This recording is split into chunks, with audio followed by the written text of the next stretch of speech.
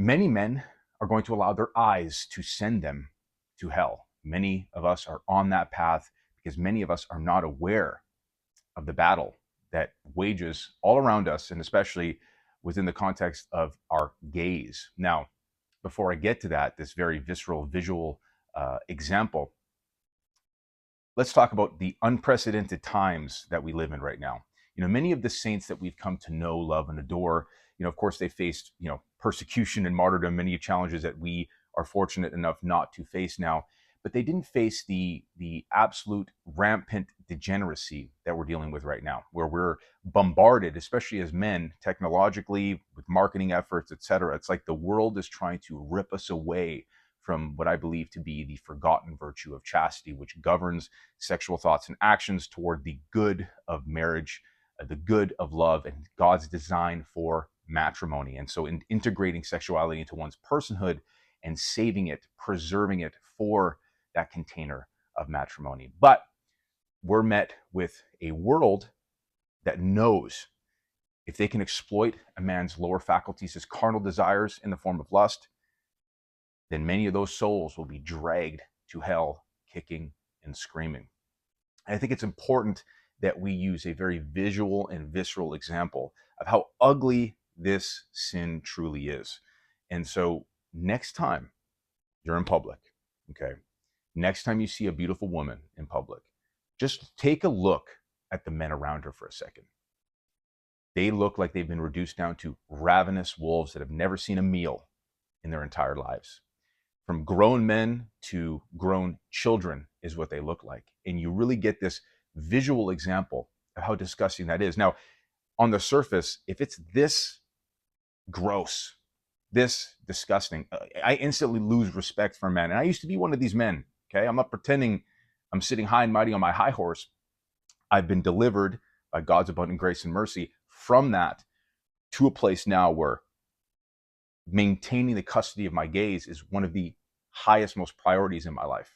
Preserving that solely for my wife, and above all, solely for God, only choosing to engage in good things, no matter what is around me. Now, that doesn't mean I go in places where there are near occasions of sin everywhere. I think that would be quite foolish to do.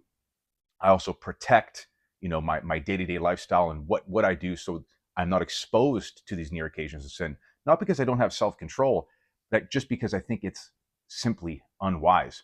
And so for many of us, the encounters with sin typically start internally, right? We get a little prick of the conscience, and God, rich in grace and mercy, is calling us toward the narrow path. It's calling us toward something greater. It's calling us toward virtue, which more closely aligns us with his will.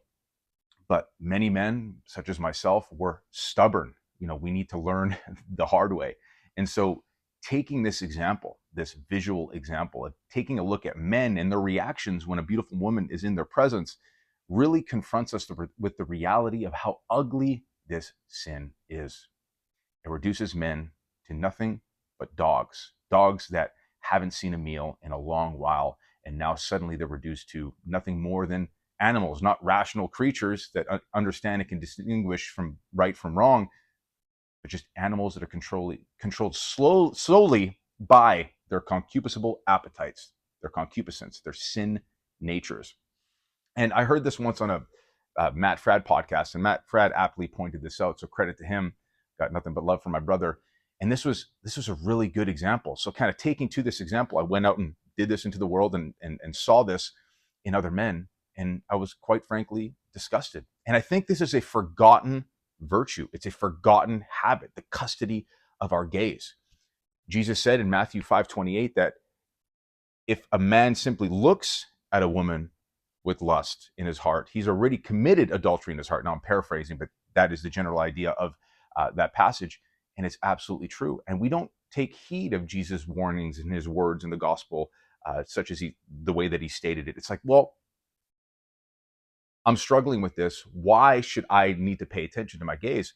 Well, here's another important point. To many of the men out there that are struggling with self-abuse, with pornography use, etc., controlling your eyes is one of the first frontiers of battle against this. Now, if you're continuously reinforcing and rewiring your brain for lust and not controlling your eyes, you should not be surprised that this is something that is difficult for you to break.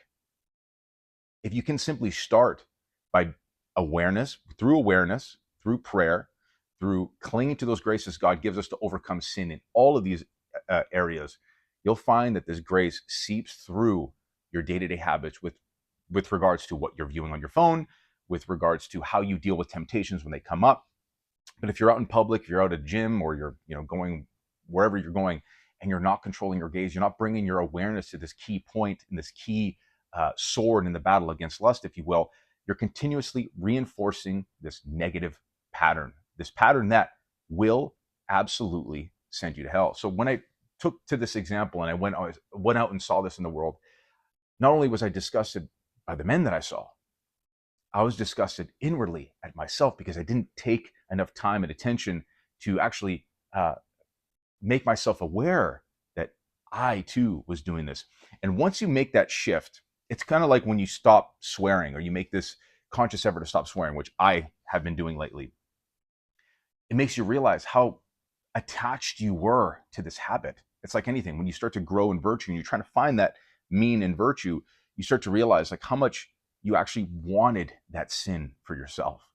And that was another thing that I touched on in a previous video, where it does take, right, more than prayer, and prayer is of course important, and devotion and all these things, but a blunt force movement of your will to make these changes happen.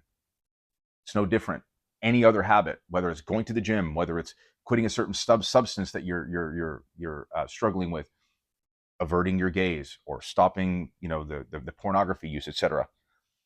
There's nothing outside of you that's going to change it. Now, prayer and these means of devotion, etc., all these things are other means and areas or avenues in which we can cling to God's grace in overcoming. But let's not forget that He's given us a will.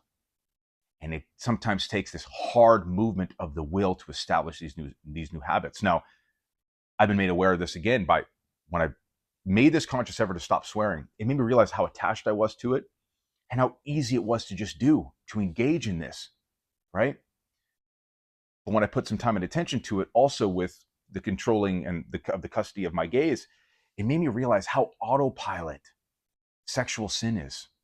That even by no movement of the will myself, I realize like my eyes go where they want to go. And this is not me willing these thoughts or this particular habit, but the way that I look at people had to fundamentally change, right? After years and years of doing this and acting in a way that was animalistic and it was carnal in nature, completely the opposite of chaste and completely degenerate, you start to reduce persons down to things, just means to an end, a means of simply just lusting and getting your rocks off mentally, even if you're not self-abusing. And typically, for me, it happened in the opposite. I stopped self-abusing, stopped pornography, etc. And the last battle, the last frontier, if you will, against lust was my eyes. I didn't really want to give that up. But I think it's unwise that we approach it this way. I think, in fact, we should try to control our gaze first and foremost, because it rewires this pathway in our brain and how we look at people and how we look at sexuality in general. That is one thing that we have to integrate into our personhood and subordinate it to our will and to our intellect. And this is going to take effort. And once you actually pay some time and attention to this, and once you see this visceral, disgusting example, when you see a woman in public, you see a woman at a gym, you see a woman at the grocery store down the street, what have you, and you see the way men react to it, it makes you lose respect for the male species almost altogether, because 99% of men engage in this, which violates marital fidelity for many of the men that are married. I especially am disgusted by men that are married that are catcalling women or looking at women in such a way. But even men that are single, that should be preserving themselves for their future wives. They should be acting in a way that they already are married. And let's not forget, it's a simple fact, right? And I try to make these things as simple as possible because my brain doesn't work in a way that's very complicated or complex.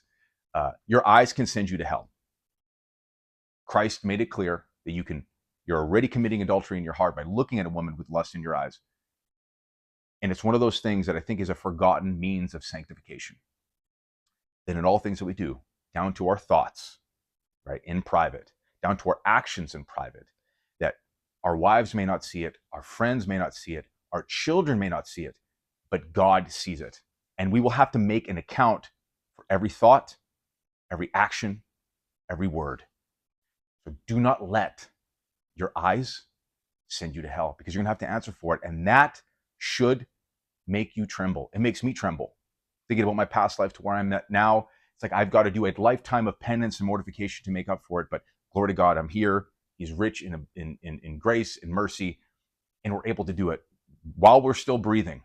We're able to do it. We're able to fight to maintain our state of grace.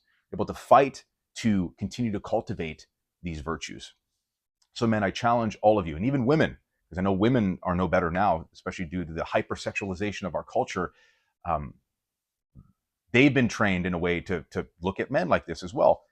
Next time you're out in public, especially if you're struggling with self-abuse or what have you, or maybe you've denounced that in your life, but you want to have a real life encounter, a visual encounter with how disgusting lust is. And remember, if this is how disgusting it is on the surface and how it presents itself in the world, how much more disgusting is it in our own souls? And we must purify ourselves of it. We must purge this from our personhood. Go and take a look at how men look at beautiful women, and soon you'll be confronted with the reality of how ugly this sin is. Control your eyes, men. Don't let them send you to hell. That's it. Like, comment, share, subscribe, all that good stuff. I hope this was a helpful and sobering reminder to you. And a couple other things too. Looking for a couple more guys in my coaching program. If you're looking to denounce lust, overcome vice, cultivate virtue in your life, you're looking to drop some weight and build some muscle in the process, I'll leave my coaching application link below. And if you want to pick up some merch and support the channel, of course, there's no pressure. Pick up a shirt like this Crusade shirt that I put together with the papal tiara. I'll leave the link in the description as well. But above all, I hope you enjoyed this. Comment, subscribe, all that good stuff. And God bless you.